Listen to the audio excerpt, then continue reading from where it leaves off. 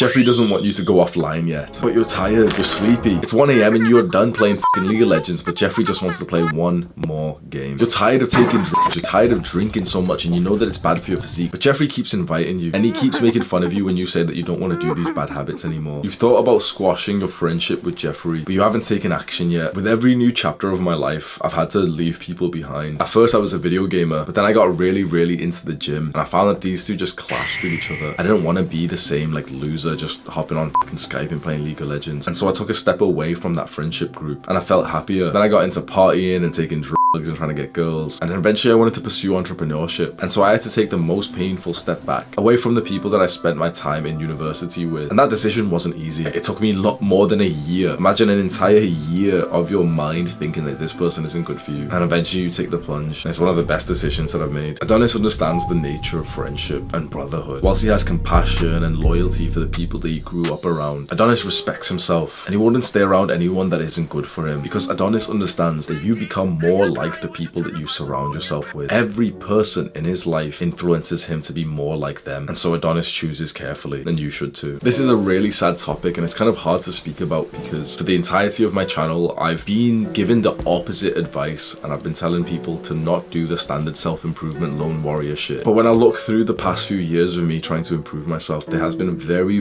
clear chapters where when I started something new like weightlifting and entrepreneurship, I wasn't compatible with the same people, and I am so grateful that I actually dropped those people from my life. But I just mentioned at the start of this video that the people I was with in university, we were going partying, it was literally my best friend who I kind of saw like as a brother, and also the girl that I spent almost every single day for like 2 years, three years almost, and we lived together. It's like 24/7, like we lived together. It took me 2 journals, like imagine 2 full notebooks to decide to leave, to essentially like leave her behind, to like drop her out of my life so I could pursue this business and I could pursue self-improvement full time. The breath like literally fucking leaves my body when I think about this decision, because that is like, the thing is, okay, it's easy to leave people behind who you don't even like. You know, that random kid in your Discord group or something you don't fuck with, fine. This video is for those guys right now who are debating to drop someone in their life who they actually still like and they have loyalty with and they have like a sense of history with, and you've been friends with this person for a long time. The basic sort of real world advice of like, oh, you know, just leave, bro,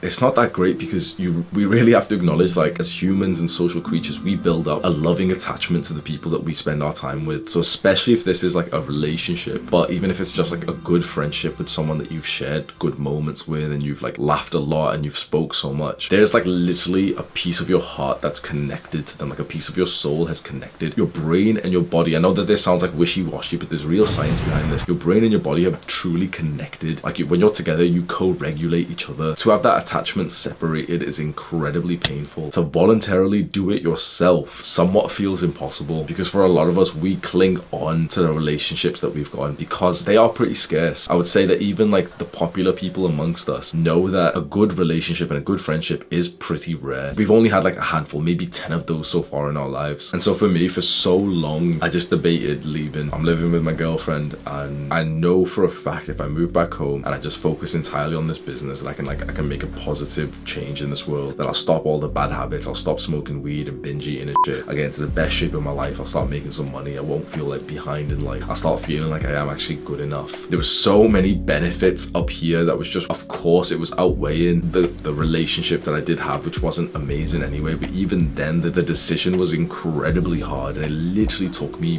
like an entire year. In the end, I'm grateful for exactly how it's happened. I'm very grateful for where I am, so technically like I wouldn't really change anything. But if I was able to go back in time and give younger Hamza, like just from 2 years ago, some advice, and probably it'd be applicable to you, just ask yourself if there is going to be a day one of moving on from this person. Is that realistic, and would it be good for you to eventually have a separation between you and this person? This might potentially seem hard right now, but there is people that you couldn't imagine having this separation, that you couldn't imagine that there would be like a first day in which that person is no longer your friend. And I've got like a couple of friends like that now. But when you so clearly know that yes, there would be like a day one of like moving on from this person, then of course, you know, day 2, day 90. The real question we're just asking is, when do you want that day 1 to start? Day 1 could start today, and you'll start making progress and experience that detachment feeling from today, or it could start from a year from now. So what if you just have a quick flash, like a visualization in your mind of how different the next year would be if day 1 was today or day 1 was in a year from now? With relationships and employees, the thing you should keep in mind is hire slowly, fire quickly. Once you know that this person is no longer good for you, that there is like an end date to your relationship, you're just dragging it out. And the unfortunate thing with dragging it out is that you leave with only then that dragged out negative memories. You stayed with them for so long whilst you were overthinking. You were no longer present. You were no longer grateful to be around them. It's way harder, extremely harder, to end things when it's currently in like a good day. Like, you're probably waiting up until some shit kicks off. You want this person to like randomly insult you or to piss you off, because then it's very easy for you to like, you know, say, okay, no, he did something, so I'm gonna go. The issue with waiting up until there's a bad day for this relationship is that eventually you will get those like good positive thoughts again, and you'll want to come back. The real way to drop someone out of your life who's holding you back is to do it on a good day. And this makes it so much fucking harder right now, but it makes it easier in the future. So even on a good day, even on a good moment, so imagine a couple, like the couple are always like arguing and fighting, and the guy's thinking, okay, the next time we argue, the next time we fight, then I'm gonna break up with her. Like, no, because if he does that, he'll go back to her, because then a week later, a month later, when they've, you know, like sort of like got it back in touch, as a lot of couples do, eventually you'll feel good again. When it's good, that's when you have to leave, because the mindset that requires is that even though it's good right now, it's not good enough to what I want. There's no quick practical advice I can give you for this, because I think for a fair amount of people, this isn't just a quick decision. Generally, the advice of like to do something is like, yeah, just do it. Just go to the gym, bro. Just stop meditating, bro. So for this one, obviously the advice, okay, just drop them out of your life, bro. But this is fucking difficult. I'm not even gonna give you the advice of like, oh, just do it, bro, because I feel like you kind of need to go through that mental evaluation where you're truly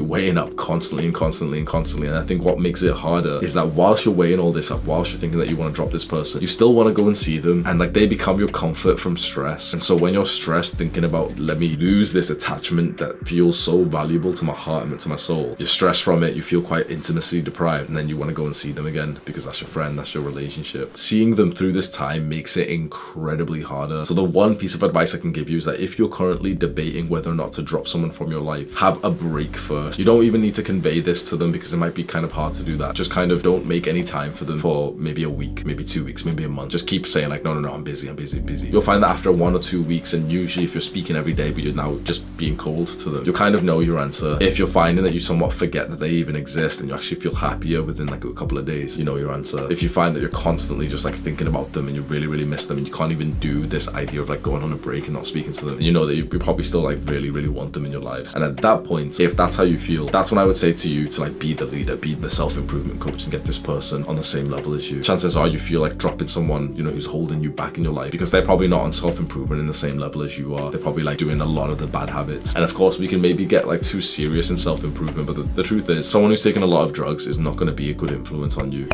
and your life is inevitably going to get worse because you're around someone like that. You can try to help them, and it's very noble of you. It's extremely hard to do so. The internet of like the self-improvement space is just filled with the unsuccessful stories of people saying like, yeah, like, you know, it was my best friend, but he didn't want to stop playing video games, or he didn't want to stop partying or something. But if you truly want to keep this person in your life, then why not make that like your full-time goal? Because then you have an incredibly valuable relationship where if it does succeed, you have like the best friend or the girlfriend who you're doing self-improvement with. There is a possible positive outcome of this. Do the hard work, especially when you don't feel like it. Mwah.